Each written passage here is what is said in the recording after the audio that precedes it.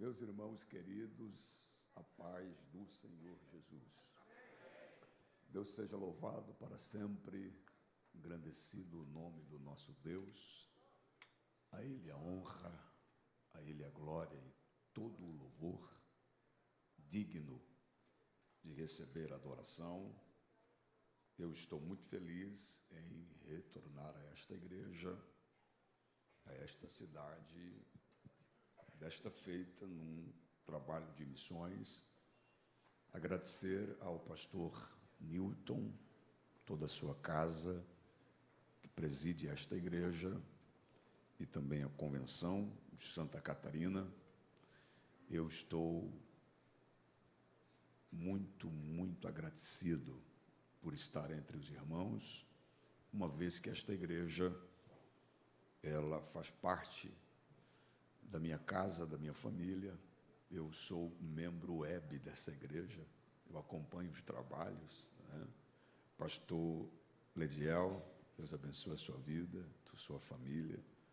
Pastor Peter, líder, coordenador, juntamente com todos os pastores das Missões Esperança, e eu quero parabenizá-los por este grande trabalho. As famílias que esta igreja tem patrocinado, investido, e o nome de Jesus tem sido glorificado.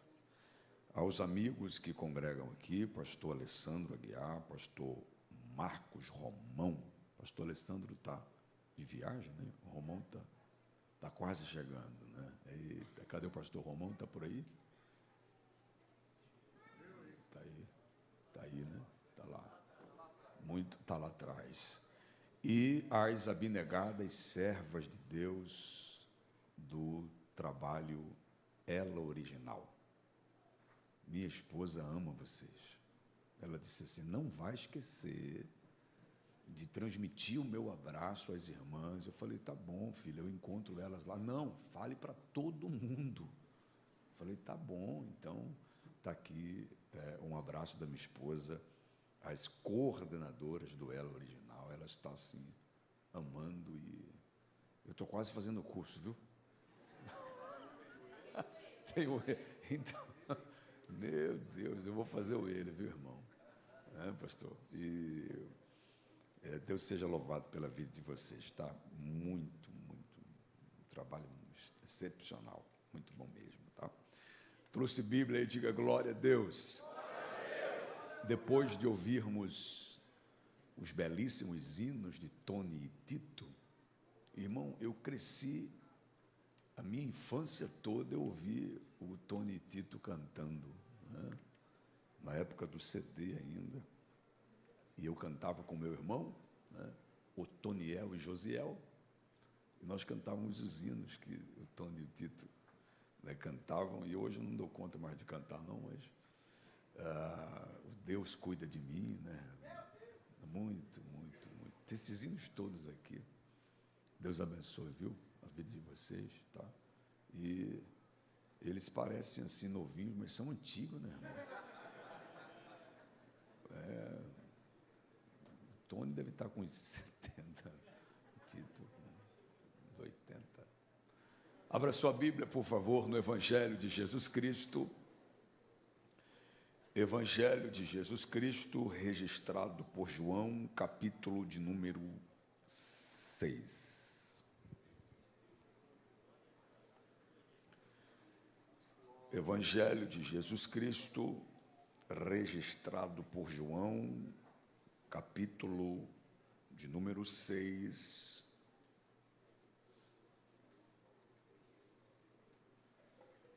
Texto sagrado, palavra de Deus, capítulo de número 6,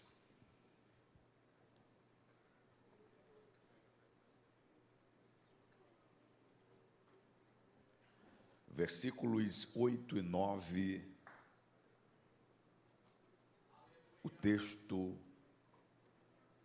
que vamos ministrar nesta oportunidade, 8 e 9, capítulo 6, aquele que o tem, esboce o amém. Um dos discípulos, chamado André, irmão de Simão Pedro, disse a Jesus: aqui está um menino que tem 5 pães de cevada e 2 peixinhos. Mas o que é isto para tanta gente? Amém? Se assente, por favor. Muito obrigado.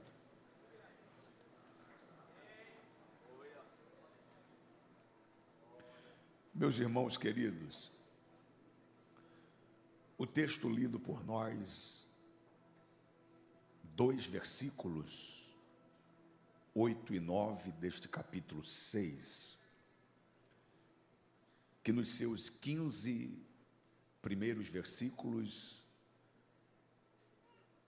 está trazendo um dos episódios mais conhecidos, sabido, dissecado, esboçado por todos nós, a saber, a multiplicação de pães e peixes.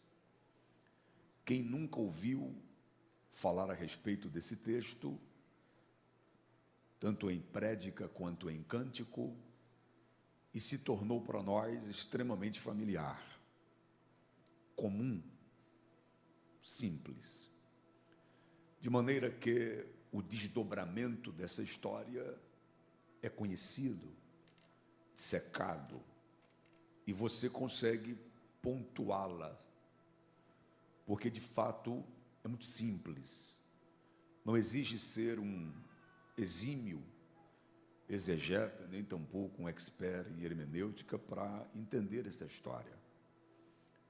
E quando se lê um texto como esse, você tem pelo menos 2 sensações. Não, esse texto é muito simples. O que é que eu vou aprender com essa história uma vez já conhecida? E de fato, existem alguns textos da Bíblia que são dificílimos de se pregar. O fácil e o difícil. O difícil você diz, não, esse é complexo demais, não quero nem ouvir, eu não entendo. O fácil é, de novo, mas esse texto, de novo. E quando eu estava orando e pedindo a Deus um direcionamento para ministrar-lhes nessa oportunidade, esse texto saltou da Bíblia e abraçou meu coração e eu fui lê-lo de uma maneira muito intensa e minuciosa. E essa passagem bíblica prodigiosa, de uma provisão extraordinária, chamou muito a minha atenção e eu pude pensar algumas lições. A doutrina que esse texto traz é de Jesus sendo o pão da vida. Literalmente, ele multiplica pães e peixes e as pessoas que estavam ali comeram, literalmente. Mas a mensagem de Jesus ao multiplicar os pães e os peixes é deixar muito claro que ele veio saciar a alma faminta dos homens. Jesus multiplicou o pão, mas deixou a mensagem que ele é o pão da vida. Essa é a doutrina. Mas o desdobramento desse feito de Jesus trabalha dentro de um contexto de provisão, soberania, controle de tudo e todos. Um Deus que conhece cada detalhe. E é nessa perspectiva que eu quero ministrar ao coração dos irmãos. Obviamente, considerando o contexto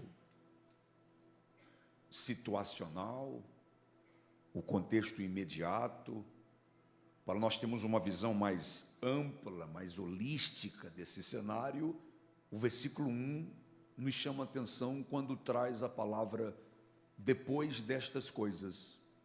Ora, se antes de Jesus realizar esse feito aconteceu outras coisas, Que coisas são estas, pastor? As coisas que aconteceu antes disso é digno de nota nós pontuarmos, porque traz uma lição riquíssima. A síntese desse cenário, desse texto, é Jesus multiplicando 5 pães e 2 peixes. E esse texto é tão rico que Mateus também escreve a respeito dele lá no capítulo 14. Marcos, no capítulo 6. Lucas, no capítulo 9. E João, no capítulo 6. Esta é a primeira multiplicação. Na segunda multiplicação, já não são mais 5 pães e 2 peixinhos, já são 7 pães e 1 peixinhos. Mateus 15 e Marcos 8. Na Bíblia você tem esse manifesto do Deus o Todo-Poderoso no ministério de Jesus, nos textos que eu citei, e no Antigo Testamento através do ministério do profeta Eliseu, segundo Reis capítulo 4, onde 100 homens comeram 20 pães de cevada, saciaram e sobraram. Ação miraculosa. O texto sagrado em apreço, muito simples, como eu disse, e traz esse ambiente de milagre e de provisão, onde Jesus é o personagem principal. Mas uma pergunta você pode fazer, pastor, o que está acontecendo nesse dia? Até porque, pelo texto, a probabilidade, a pontuação cronológica já é finalzinho de tarde. Que dia foi esse que João escreve que isto aconteceu depois de alguma outra situação? Pois é, Mateus começa registrando a manhã desse dia. Lá no capítulo 14, Mateus está dizendo que é data natalícia de Herodes. Herodes está de aniversário. Marca uma festa, música, banquete, dançarinas. De repente vem uma menina dançando, Herodes se agrada e diz: vou lhe dar um presente. Ela não sabe o que responder, chama a mãe e diz assim: mãe, Herodes quer me dar um presente, o que é que eu peço? A mãe diz: minha filha, agora é a hora. Vamos pedir a cabeça do profeta. E quando a cabeça do profeta entra numa bandeja, a Bíblia não diz se a festa acaba, só diz que o Herodes ficou impactado com aquilo, ele mesmo teve que cumprir as suas próprias palavras, enfim, foram noticiar Jesus do acontecido. Quando a notícia chegou para Jesus, Jesus reuniu os seus discípulos e disse assim: vamos passar daqui para outra margem e vamos descansar um pouco. É nesse episódio, nessa passagem, que a multidão acompanha. Jesus por água, a multidão por terra, chegaram do outro lado e Jesus realiza esse milagre. Agora, é importante nós notarmos que João Batista é profeta em Israel e primo de Jesus. A notícia chega até Jesus na morte horrenda, crudelíssima. João foi decapitado. E Jesus diz aos seus discípulos: vamos descansar um pouco. Pastor, Jesus, na verdade, vai viver o quê? Um processo de luto, uma solitude. Ele quer ficar a sós. Mas a multidão vem por terra, ele multiplica pão e peixe. Finalzinho de tarde, ele despede a multidão e diz para os discípulos: vão que eu vou subir no monte orar. Você conhece o texto? Os discípulos atravessando as águas, já é madrugada, vento forte, mar encapelado, as ondas vão virar o barco, Jesus vem andando sobre as águas, os discípulos apavorados gritaram: é um fantasma. Ele diz: não, sou eu. Pedro disse: és tu mesmo, manda ele ter contigo. E quando Pedro vem vindo, ele se afunda, Jesus segura-o pela mão, o levanta. Já é manhã do outro dia.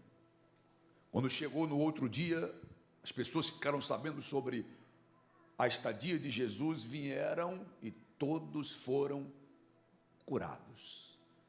Ué, pastor, e o que é que nós temos a ver com isso e esse texto, e esse contexto dentro desse texto? Percebeu? Jesus multiplicou pão e peixe. Depois de uma notícia trágica da morte do primo, ele quis estar um momento a sós com os seus discípulos para viver um período de descanso, e ainda não permitiu que o Pedro afundasse e curou uma porção de gente vivendo aquele momento de notícia trágica do primo decapitado. Tudo para ensinar para nós. Otoniel, depois disso, eu ainda posso te usar para muitos milagres. Depois disso, você não precisa deixar ninguém se afundar. Depois disso, tem gente esperando você para orar.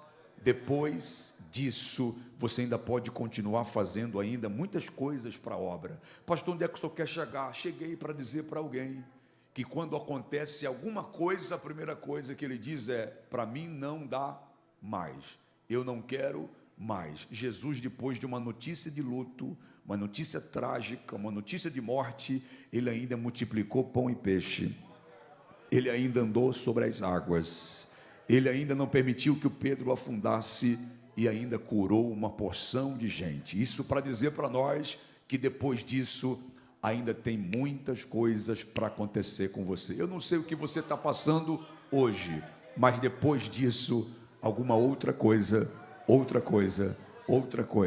Eu estou sentindo Deus nisso aqui para dizer para alguém: é a obra continuando, apesar das. É a obra sendo feita, não obstante as. É a obra sendo feita, não importando o que acontece, você vai continuar depois disso. Depois disso. É interessante quando o salmista diz assim: aquele que leva preciosa semente, andando e chorando, trará consigo os seus molhos. Eu gosto dessa ênfase quando o salmista diz assim: aquele que leva preciosa semente andando e chorando. Irmão, a Bíblia é terrivelmente palavra de Deus, nesse sincronismo, quando ela diz assim: aquele que leva preciosa semente andando e chorando. Para que, pastor, a Bíblia diz isso? Só para dizer para alguém: quem é que foi que te disse que para chorar tem que parar? É andando e chorando, andando. Pastor, está difícil, mas eu não paro. Pastor, está doendo demais, mas eu não paro. Pastor, está sangrando, mas eu continuo. Eu vim ser boca profética para alguém aqui esta noite. Depois disso, Deus ainda vai te usar muito. Pode até chorar, mas não vai parar. Pode até chorar, mas não vai parar. Eu vou repetir para alguém: pode até estar doendo e vai doer, mas você não vai parar. Deus te chamou e a obra está sendo feita e vai concluir. Quem acredita nisso pode adorar o nome de Jesus. Aleluia. E o texto é muito claro em dizer para nós: depois disso. Então, depois desta introdução do texto, o texto começa.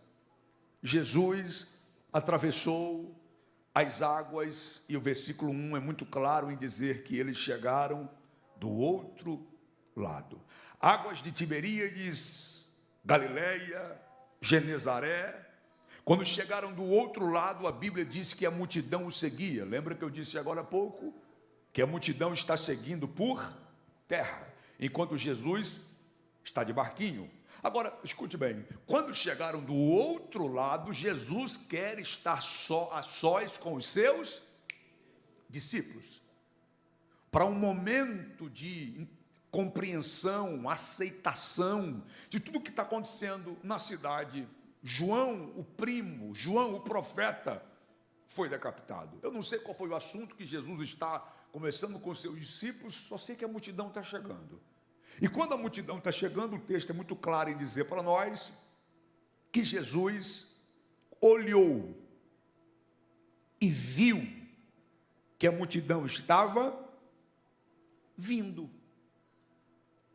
Só que a Bíblia diz que eles estavam atrás de Jesus pelos milagres que Jesus fazia. Agora, escute bem, a fama de Jesus era, até então, ele cura os enfermos. Um dizia, ele cura, o outro, ele cura, o outro, ele cura, o outro, ele cura, o outro, ele cura. A fama de Jesus foi correndo, todos agora estão dizendo que ele cura. Pastor, Jesus tinha feito algum outro milagre, assim, por exemplo, de ordem de multiplicação? Até aqui, não.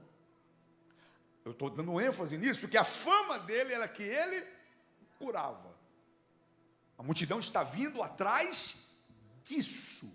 Aí o texto diz para nós que ele, versículo 5, erguendo os olhos e vendo uma grande multidão que se aproximava, disse para Filipe, onde compra pão?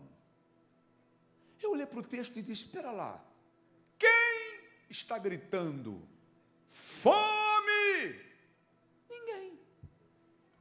Quem está dizendo, Jesus, queremos pão? Ninguém.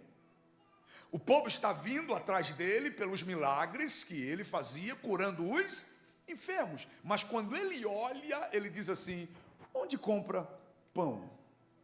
Pastor, como assim? O povo vem atrás de uma cura e Jesus pergunta onde compra pão. O povo vem atrás de uma cura e Jesus percebe que eles estão com fome. Isso é normal. O que, pastor? As pessoas vêm desejando algo, mas Jesus, na verdade, sabe mesmo é o que eles precisam. Pastor, onde é que o senhor quer chegar? Para dizer para alguém que você pode vir, as pessoas podem vir até Jesus desejando algo, mas o olhar dele sabe o que a pessoa precisa. Agora, deixa eu dizer uma coisa para você. Se você pedir para um homem alguma coisa, o homem vai lhe dar aquilo que você pediu. Quando você pede algo para Jesus, ele te dá o que você precisa. O homem conhece o seu estereótipo, Jesus conhece o seu interior. O homem conhece o que você fala e o que você faz. Jesus conhece o que está aí dentro de você. Eu vim falar com alguém que veio necessitado de algo, que não disse nada para ninguém. Jesus já te viu aqui esta noite. Eu estou falando com missionários, com obreiros que está com algo aí dentro que ninguém sabe. O teu mentor não sabe, o teu pastor não sabe, o teu líder não sabe, sua família não sabe. Jesus rasga o céu aqui esta noite e diz, eu já te vi. Eu já te vi e eu sei o que você precisa. Ué, pastor, então não dá para vir desejando nada diante de Jesus? Dá. Não dá para vir querendo nada? Dá. Mas sabe o que é mais lindo? Quem vem desejando algo, ele dá o que eu preciso. E se você permanecer, ele vai dar o que você deseja. Em nome de Jesus, levante as suas mãos agora. Deus está vendo a sua necessidade. Deus está vendo o teu desejo. Eu acredito muito no que estou pregando agora, que o céu já está aberto para este lugar. E Deus está descendo com provisão para o coração, para a alma, para a família, para os negócios de alguém e para a sua chamada missionária. Deus diz, eu já estou provendo. Quem pode celebrar o nome de Jesus? Ele conhece, quando ele olha, ele já sabe. E erguendo os olhos, viu que a multidão tinha fome. Agora escute bem. Quantos discípulos Jesus tinha? 12. Ele pergunta para um. Como é que você se comporta sendo destacado entre 12? Pastor, na verdade eu me comporto com dois extremos. Primeiro, pois não, pode perguntar. Sim, eu sei que o senhor sabe que eu sei, e o senhor sabe que eu também me acho, então pergunte, o senhor quer saber o quê? O outro extremo é, por que eu? Tem mais 11 aqui. Não, o senhor está de marcação comigo. Por que vai perguntar justo para mim? Quando eu sou destacado entre 12, eu posso ter essas duas reações. Eu fiquei perguntando para o texto, por que Jesus olhou para Filipe e perguntou, onde compraremos pão? Os evangelistas vão informar para nós que o ponto geográfico é desértico. A multidão são muitos, ou seja, é tudo improvável, difícil, impossível. E Jesus olha para o Filipe e diz, onde compraremos pães? O Filipe dá uma olhada, no versículo 5, ele não vai responder absolutamente nada, mas o versículo 6 diz assim, mas Jesus dizia isso para experimentá-lo, porque bem sabia o que ia fazer. Isso me intrigou, irmão. Era no mínimo olhar para Jesus e dizer assim, já que o senhor sabe o que vai fazer, por que me expor? Já que o senhor sabe o que vai fazer, por que perguntar? Já que o senhor sabe o que vai fazer, por que perguntar para mim onde? Era Jesus dizendo assim para os discípulos e para nós, eu quero esgotar as suas possibilidades, mas eu não quero lhe deixar a parte desse momento. Eu quero esgotar as suas possibilidades, mas eu não quero lhe isentar desse cenário. É Jesus dizendo assim, eu sei que você não pode fazer nada, mas você está incluído nele, porque eu já sei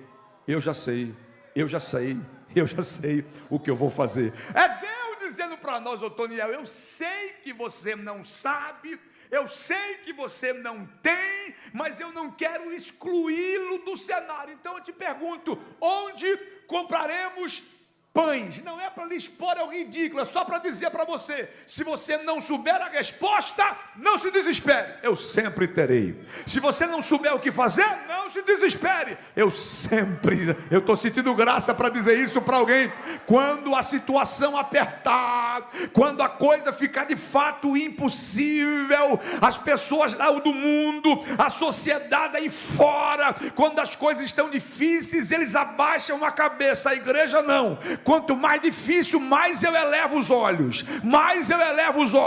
porque é de lá que vem o meu socorro. Eu estou sentindo graça para dizer para alguém, quando as coisas apertarem, o mundo olha para baixo, a igreja olha para cima, porque ele já tem o controle de tudo. Você recebe essa palavra profética agora? Jesus, aleluia, eu estou sentindo graça de Deus nisso aqui. Jesus já tem o controle de tudo.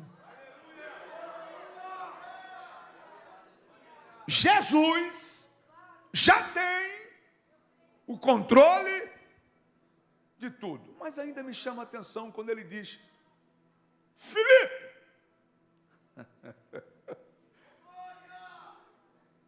Jesus nasceu onde? Belém. Cresceu Nazaré. Estabeleceu moradia ali no seu ministério em Cafarnaum. Pastor, e onde ele estava? Da além das águas de Genezaré. Mateus diz, outra margem. Marcos diz, outro lado. João diz, atravessaram. Lucas não. Lucas diz assim, passando para outra margem do lago, chegaram numa cidade chamada Betsaida. Só Lucas dá o ponto exato da geografia onde eles estavam. Betsaida. Então Jesus dá uma olhada e diz, nasci em Nazaré, nasci em Belém, cresci em Nazaré, estou morando em Cafarnaum, estão onde? Betsaida. Aí João capítulo 1, 44 diz, e Filipe era de Betsaida. Jesus diz, Filipe, onde compra pão? É Jesus dizendo para nós, Otoniel, os céus jamais vão lhe perguntar algo de endereços que você não conheça. Pastor, não entendo. Vai entender agora. Quem é que mora naquela casa? Você. De quem é aquele cônjuge? Teu. De quem são aqueles filhos? Teu. Quem é a tua casa? Tua. Então, por que você quer resposta de lá do governo? De lá da escola? De lá de outros? Quem tem a resposta de lá é você. E quem tem a resposta das almas do teu bairro? É você que congrega lá. Quem tem a resposta das pessoas da tua família? É você que faz parte de lá. Cada missionário que está em algum lugar, é ele que responde pelo ambiente. Deus me trouxe aqui para dizer para alguém: o céu está lhe fazendo pergunta do ambiente que você conhece. Isso mexe com a gente. Isso é responsabilidade. Onde é, ô Felipe? Onde compra? Você está pensando que o Felipe se intimidou? E no versículo 7 não é que o Felipe aparece? Ô Jesus, eu quero dizer para o senhor que 200 denários não são suficientes para dar de comer para esse povo.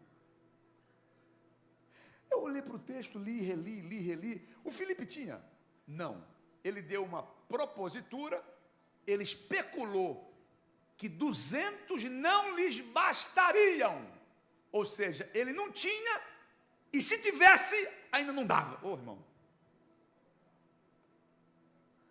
Aí eu olhei para o texto e disse: olha a pergunta que Jesus fez. Onde? Olha o que o Felipe está respondendo: não tenho e está caro. E Jesus está perguntando: onde? E ele está dizendo: está caro. Deus me trouxe aqui para dizer para alguém: o céu não quer saber quanto é. Os racionalistas, os humanistas, os antropocentristas não vão entender isso agora, mas de jeito nenhum. Mas aquele que de fato pisa no ambiente da impossibilidade está dizendo: estou entendendo, pastor. Eu sei que o céu não quer saber quanto é. O céu só quer saber onde é. Então você segura essa palavra agora. É só você ir e passar em frente. Isso aqui é só para quem crê, irmão. Passar em frente àquele condomínio fechado e dizer para o céu: é aqui, não sei quanto é e nem tenho, só sei que é aqui. É só passar em frente daquela concessionária e dizer: não sei quanto é, eu só sei que é aqui. Deus está mexendo com alguém esta noite, dizendo: responda o que o céu está te perguntando, porque impossibilidade você já tem, situação difícil já acontece naturalmente. Então Deus lhe trouxe aqui para dizer: só diga onde é, só diga onde é. Eu estou liberando essa palavra agora para quem acredita. É só você dizer onde é que o céu vai trabalhar na impossibilidade. Quem recebe essa palavra pode celebrar o nome de Jesus. Deixa eu dizer uma coisa para você: no possível, vá. No possível, ligue. No possível, articule. No possível, viabilize. No possível, se mexa. Pastor, e no impossível, descansa. Porque o teu Deus,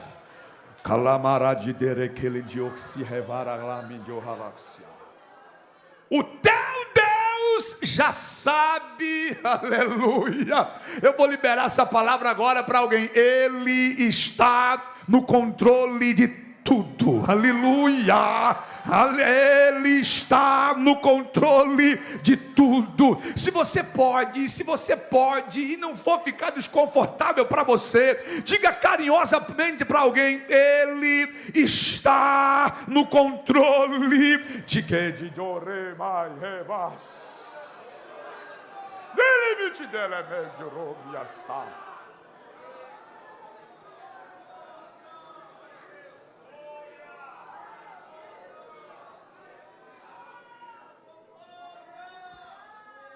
Onde é, Felipe? Então, Jesus, 200 denários não lhes bastariam. Agora, alguém tem um denário aí para eu exemplificar? Não, meu irmão, Blumenau não é nem real mais. Blumenau é só no dólar e euro. Amém? Amém? Agora, quanto é um denário? Você ficou curioso? Quanto é um denário? Mateus capítulo 20 diz que um denário é equivalente a um dia de trabalho. Você já fez as contas? Quanto é um dia de trabalho em Blumenau? 2.000, né? 2.000 reais? 2.000. Está recebendo aí? É 2, pronto. Eu moraria fácil aqui. Pense comigo. Um dia de trabalho é equivalente a um denário. Olha o que o Felipe responde. Jesus. É 200 denários, ainda não dá. Então o que Felipe está dizendo? Que são 200 dias. Por exemplo, um mês, 30 dias. Então, ó, 30, 60, 90, 120, 150, 180, 6 meses e 20 dias. Olha o que o Felipe está dizendo. Jesus, só daqui 120, só daqui 6 meses e 20 dias, e olha lá. Falei, Jesus, meu filho, o que para você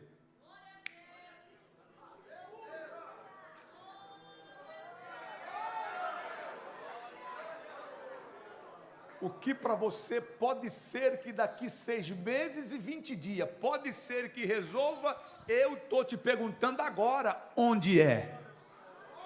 Deus me trouxe aqui para dizer para alguém, o que demoraria? No desdobramento de um processo jurídico, 6 meses, ele pode fazer ainda agora. Revarana, Kamanassúria. Eu estou sentindo graça para liberar essa palavra para esta igreja, pautado nesse texto. É o céu dizendo para alguém o que demoraria 6 meses de um tratamento da medicina, eu posso curar ainda hoje. Eu estou falando com alguém, o que demoraria 6 meses para desenrolar isso, o céu está dizendo, eu abro. Eu estou sentindo graça para dizer isso para alguém. O céu se move ainda agora, agora, agora, agora. Quem crê nisso? Quem crê que é agora?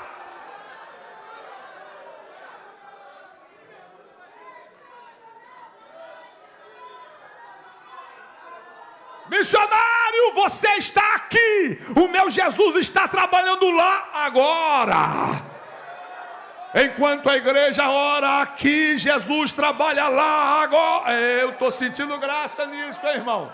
Tem alguém aí que celebra essa palavra profética, respondendo um aleluia, respondendo um glória a Deus, manifeste-se, recebe essa palavra em nome de Jesus Cristo.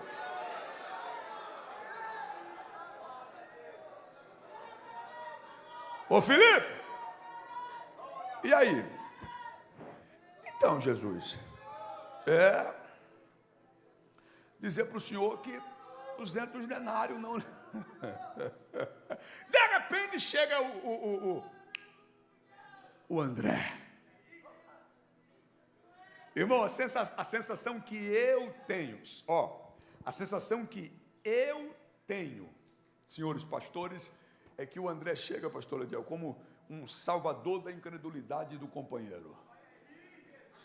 O André chegou e disse, ô Felipe, você não sabe de nada, rapaz. Eu que encontrei um rapaz que tem 2 peixinhos e 5 pães. Só que a sensação que eu tenho é quando ele vem apresentando isso para Jesus, alguém faz assim, ó. Quer dizer, dá uma olhada para a multidão. Porque ao mesmo tempo que ele apresenta o menino, ele mesmo fala o quê? Mas o que é isso para tanta gente? Ele mesmo está trazendo. Ele mesmo traz a solução e ele mesmo diz, mas é muita gente, né? Pastor, quem que é o André? Na configuração atual, somos nós muitas vezes que acordamos de manhã assim, ó, é hoje eu vou amassar, Hoje eu vou, não, hoje vai ser um dia, não, hoje, pensa num dia de vitória. Hoje, quando ele abre o zap, para a primeira mensagem que ele olha e fala, não é bem assim também, não. Hoje eu preciso resolver esse negócio aqui. Esses somos nós, nessa claudicância, nessa ociosidade, e não se culpe por isso. Isso é ser humano, isso é ser humano. Ora você não está aqui, Jesus, eu encontrei esse menino aqui. Se o Felipe não tinha resposta, eu tenho. Olha o Andrezinho aqui se achando, irmão. E o mesmo André disse, mas na verdade, o que é isso, né? Para tanta gente. Eu pergunto e você responde, perguntas óbvias. O pão e o peixe era do André? Era de Jesus? Era dos discípulos? Era de quem? Do menino. Quantos pães? E 2 peixinhos. E quem era o menino, pastor? Crente. Crente em quem? Em Jesus. E o que é 5 pão para um crente, irmão? Não é nada. Você entendeu? Os crentes são inteligentes. 5 pão para um crente, com uma xícarazinha de chá, é o café da tarde.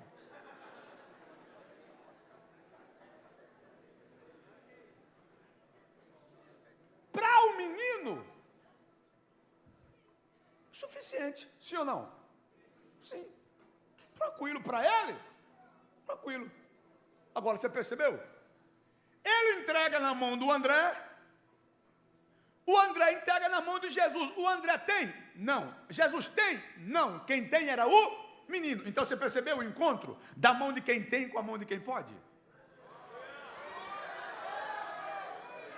É o céu dizendo para alguém, eu sei que você não pode, mas tem. Ah, pastor, mas é muito pouco. Quem é que foi que te disse que o céu precisa, eu estou sentindo graça para dizer isso para alguém, que o céu precisa de muito, o céu só precisa de alguém disposto e disponível. Deixa eu falar com você. Olha o que o profeta Eliseu disse para a viúva. O que é que você tem em casa? Ela disse o quê? Tua serva não tem? Nada. Senão um pouquinho de azeite. O menino tinha 5 pães e 2 peixinhos e disse o quê? Eu tenho um pouquinho, está aqui. E a mulher? Ela disse o quê? Tenho nada. Senão, o que o profeta disse? Mas quanto é? É um pouquinho? Não, um pouquinho não dá para trabalhar não. Não, muito pouco. Só vai dar trabalho. Não. Ele disse, então tá bom. É com esse pouquinho aqui. Fecha a porta do quarto. É com esse pouquinho aí. Empresta um bocado de vaso. Não é pouco não. Empresta muito. E o que eu faço? Com o vaso vazio. E com o pouquinho você vai colocando. Do pouquinho do vaso vazio. Do pouquinho do vaso vazio. Do pouquinho do vaso vazio. Do pouquinho do vaso vazio. E vai enchendo. É o céu dizendo, Otoniel, quando não tem, eu crio. Quando está bagunçado, eu arrumo. Mas quando tem um pouquinho, eu multiplico. Eu estou falando com alguém, pastor. Eu estou falando com alguém que veio aqui nesse congresso e trouxe pastor, como é que eu trouxe um pouquinho? Irmão, sabe aquele culto que você vem com tão pouquinho que alguém fala assim, quem pode dar glória a Deus? Você não tem força não, você sabe dar o gló. Quem pode dar um aleluia? Você diz o quê? Alê. De tão pouquinho que você tem. Mas aí o culto vai dizendo, um pouquinho, vai. Aí você, gló. Alê. Gló, alê, gló, alê. Aí canta o hino, 2 hinos, a palavra, e vai indo, daqui a pouco você está glória. Aleluia. E o céu vai entregando, entrega um pouquinho, entrega um pouquinho, que eu estou sentindo graça para dizer para alguém. É nessa pouquinha força que o céu se de came revaciar. Tem uma graça de Deus que está descendo sobre esta casa, e o céu está dizendo para alguém: entrega esse pouquinho que eu estou multiplicando. Quem é que pode adorá-lo? Quem é que pode servi-lo? Você percebeu? O que, pastor? A impossibilidade diante da disponibilidade de alguém abre a porta de uma grande provisão. Entrega na mão dele. Aí o menino entregou. E é tão interessante que compartilhar o que se tem abre o espaço para o que se falta, né? Ele entregou, Jesus pegou e fez o quê? Deu graças. Quando Jesus deu graças, ele chamou os discípulos. Lucas dá o detalhe, que Jesus repartiu entre os discípulos, para que os discípulos repartissem, compartilhasse com a multidão. Agora, você já imaginou na possibilidade de como os discípulos serviram a multidão? Pastor, nunca pensei nisso não. Vamos pensar, não como doutrina, só como uma via de uma mente nervosa assim. Já imaginou o João servindo? Olá, queridos, tudo bem? Bem-vindo. Jesus pediu para que nós compartilhássemos esse pão e esse peixe. Pega um pouquinho, pega outro pedacinho, pega outro, é nosso, ele que faz, ele é maravilhoso, né? Pega mais um. É o João. Eu fico imaginando Pedro servindo. Imagina o Pedro servindo. Vai, pega logo, eu não sou garçom. Vai, pega logo, eu não sou garçom. Vai, pega.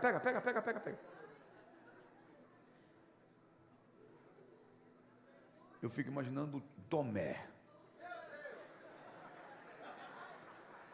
Olha o Tomé servindo.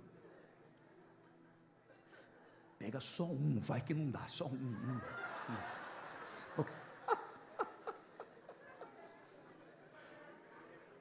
Para garantir, pega um.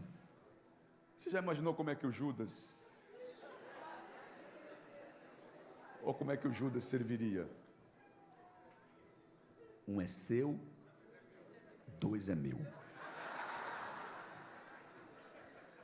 Não obstante a especulação de como serviram. Ponto. Agora, o que me chama a atenção é o texto dizer para nós, na escrita de Marcos, que o fluxo do ministério de Jesus era tamanho, que eles iam e vinham, a multidão, as pessoas com eles, indo, vindo, ou seja, um frenesi total. Aí o texto diz assim, eles não tinham tempo nem para comer. Lembra o que eu disse lá no início? Que isso aconteceu no finalzinho da tarde. Então a probabilidade de não ter comido nada desde cedo, altíssima. Ok. Quem comeu primeiro? A multidão. Depois os cestos sobraram, ok? Você já serviu alguém com fome? Pastor, como diz o caipira, dou conta não, eu vou comendo. Já serviu alguém com fome?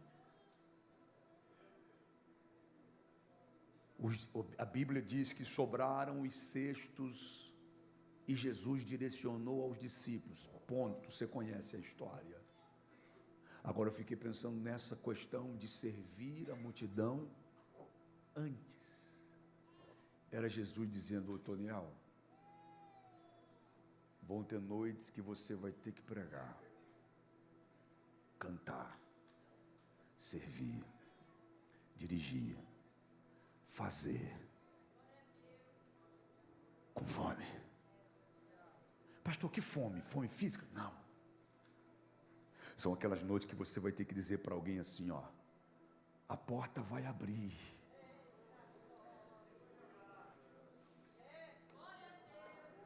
E só você sabe o tamanho da tranca e a impossibilidade desse cadeado a teu favor ser aberto.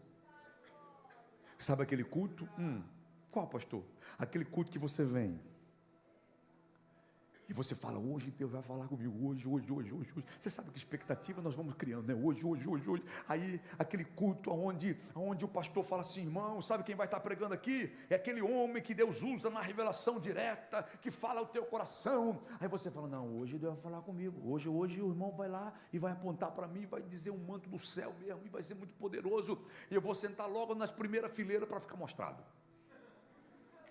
Aí você vem e senta.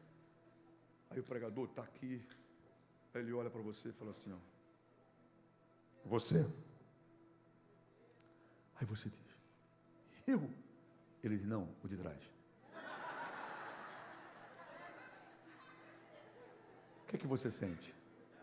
Pastor, eu sinto uma vergonha gospel. Eu sinto minhas bochechas queimando e eu falo: meu Deus, quase. Mas não foi agora. Aí o culto está acontecendo, de repente, ele aponta na sua direção e diz: você! Aí você diz: não, eu?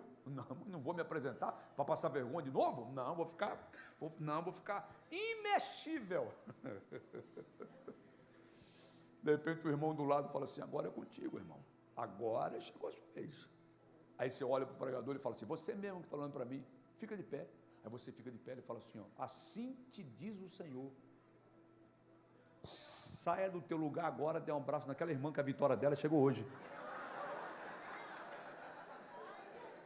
Olha os dois exemplos práticos e claros que eu trouxe. De dias que você está faminto emocionalmente, espiritualmente, mas ainda Deus lhe usa para saciar alguém, para pregar para alguém, que às vezes não dá nem para chorar, porque você está calentando o outro. Pastor, o que é que eu faço? Aí Deus é capaz de preparar um sábado à noite para dizer: vai servindo que o que é teu já está. Eu estou sentindo graça para dizer para alguém: vai servindo que o que é teu já está provido, vai servindo que o que é teu já está guardado, vai servindo que o que é teu já está preparado. E bem sabia o que iria fazer.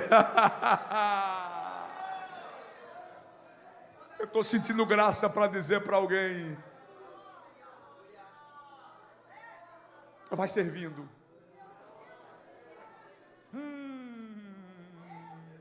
Vai servindo, irmão. Pastor, mas está difícil. Eu sei. Deus trouxe alguém aqui nesta noite de sábado para dizer: eu estou cuidando de você.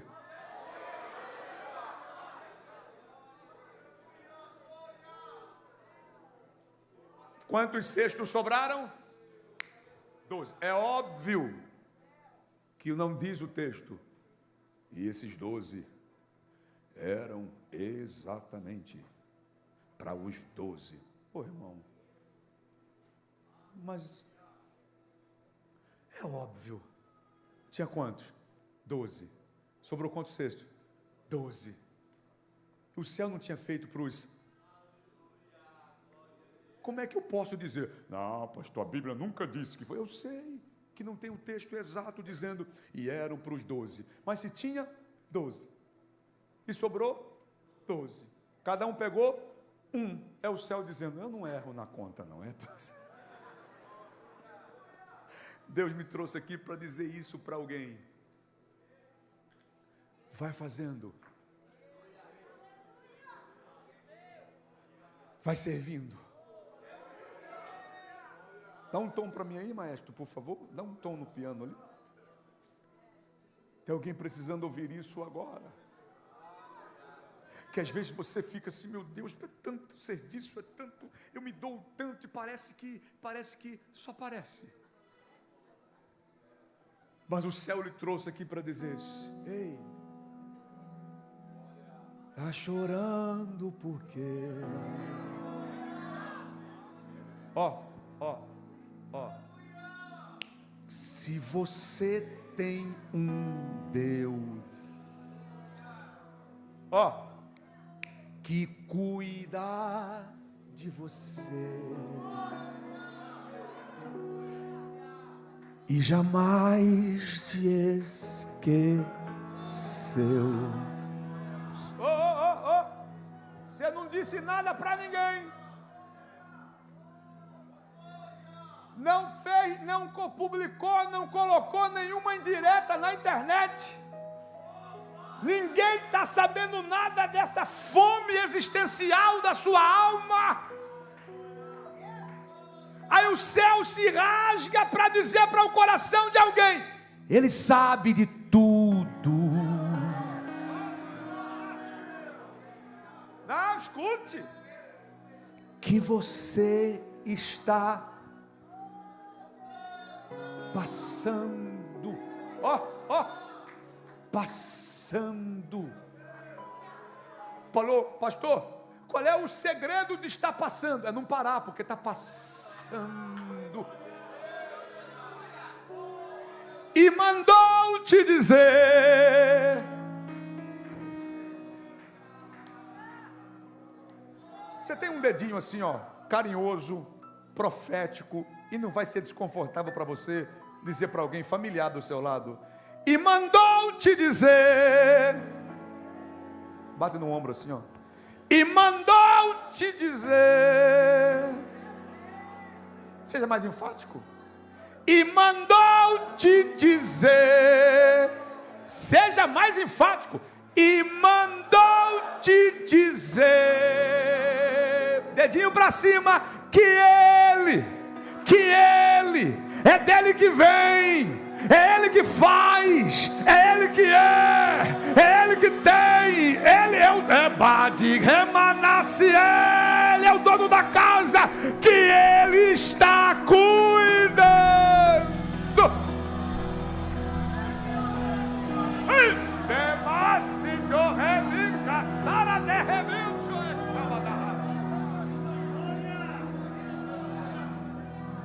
Deus trouxe alguém aqui para dizer: vai servindo que eu cuido, vai servindo que eu te sono, eu te conheço, vai servindo que eu já estou, Eva, Saragala de remite de Rexiatá, vai servindo que eu já estou abrindo a porta, vai servindo que eu não vou deixar faltar, vai servindo que eu já estou provendo, eu já estou trazendo, eu já estou fazendo. Quem pode se alegrar e celebrar do Deus que cuida?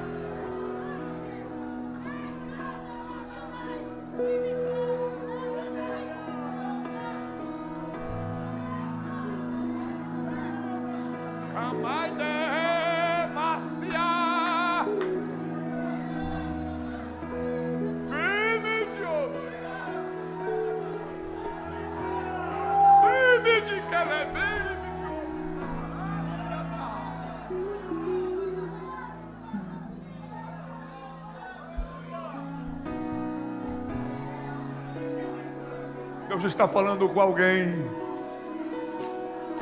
vai servindo que eu estou cuidando.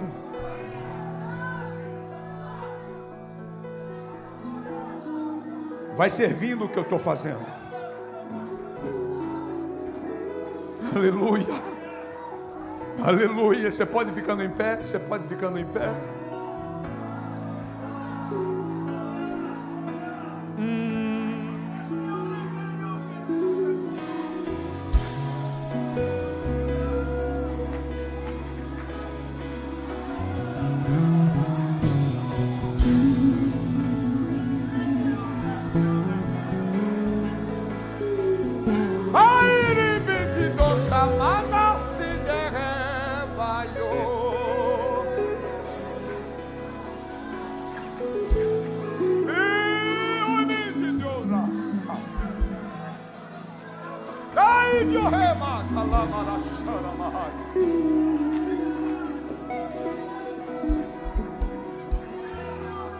Os discípulos estavam na obra dele.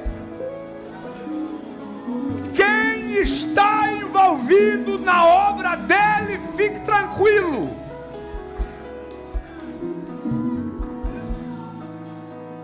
Eu estou sendo resposta para a oração de crente aqui.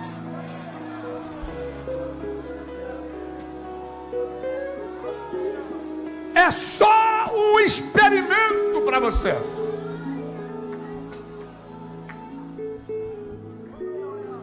É só uma fase. Viu? Ele já sabe o que está por fazer.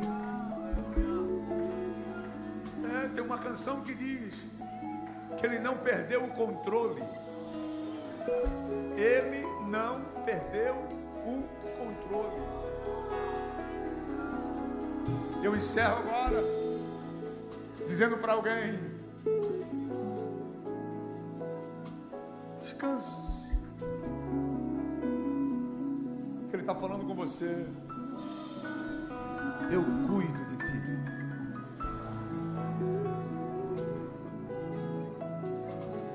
Eu cuido de ti.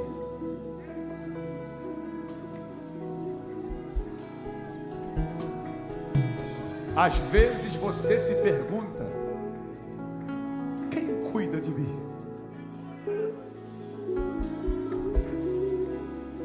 Aí Deus está dizendo: eu cuido.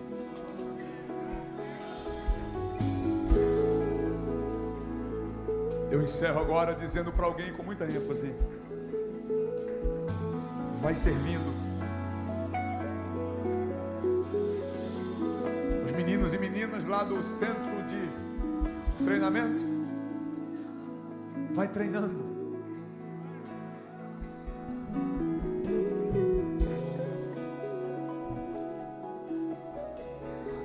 Deus está cuidando de vocês.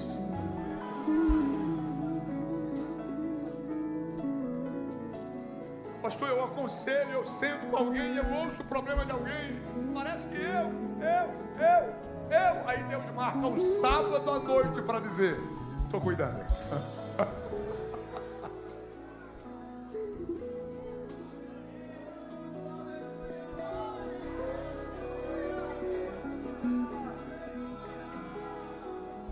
Eu estou aqui agora e Deus está cuidando lá em casa. Eu quero orar por vocês. Se você pode agora, coloca a mão no teu coração assim. Senhor Jesus,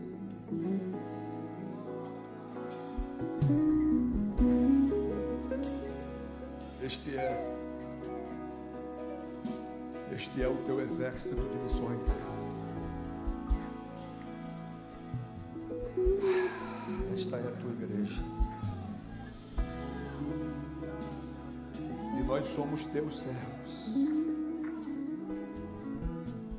Eu estou falando com missionários aqui, Senhor. Obreiros, ministros. Que muitas vezes se apresentam a serviço com fome. Mas o teu bálsamo agora está descendo sobre nós. E um revestimento espiritual, uma ousadia, trepidez, graça. E eles vão sair daqui saciados, fartos. Eu sinto a tua graça aqui, Senhor, enchendo, sarando, provendo, renovando.